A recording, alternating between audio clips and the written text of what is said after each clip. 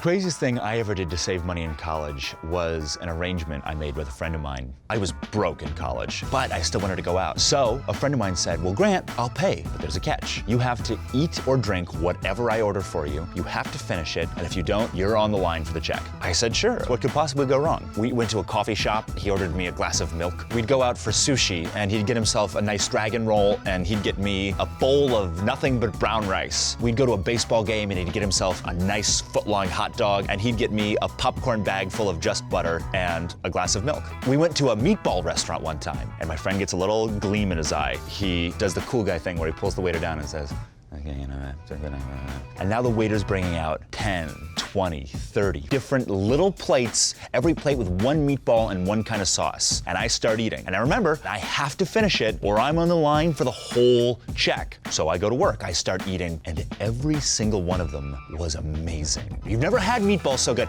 I didn't know I liked mushroom cream sauce on my meatballs. I finish every bite, of course, and I sit back and I look at him. He looks back at me, he says, I'm happy to pay for you. And to celebrate, here's a glass of milk. The craziest thing I did in college to save money was go free food hunting. There was this one really fancy chocolate place that had these samples of pralines, and I would go basically every day. But since I went every day, it was like, well, I gotta vary this up. I don't want them to think I'm just like a freeloader, which I was. I'd come in sunglasses, tie my hair up, put my hair down, put my hair in braids. God forbid you make eye contact, because then it's like, why do you keep coming in here and never buying anything? Well, I have sunglasses on. I don't know who you're talking about. Who's that girl? Or you make a big to-do, like you're gonna buy something and you just happen upon the free pralines. Oh, these are for sale and they come in a 12-pack.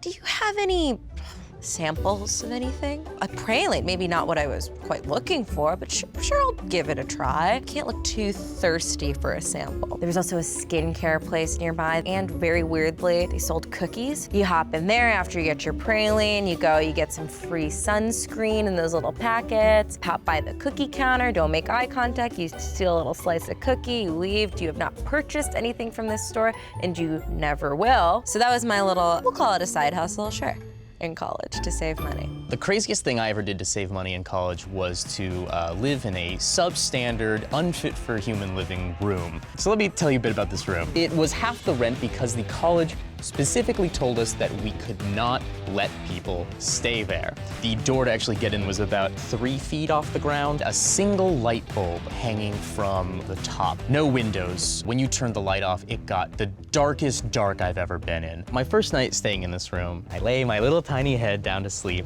and almost immediately hear the skittering of little rodent feet. So I bolt up and I turn on the light. There's a tiny hole in the wall, and out of that little hole comes this squirrel head. You can see just from looking at its eyes, this squirrel has been in this room for longer than I have, and it wants nothing to do with me. That squirrel destroyed almost everything I had. If you think you have a squirrel-proof box, you 100% don't. It tore open boxes like an alien tearing apart steel. So one day I walked in, there was a cereal box that was actively wiggling around. I gave it a tap, and 3 squirrels jumped out like a clown car. Those squirrels destroyed more of my things than the money I saved in the rent in that horrible, horrible room.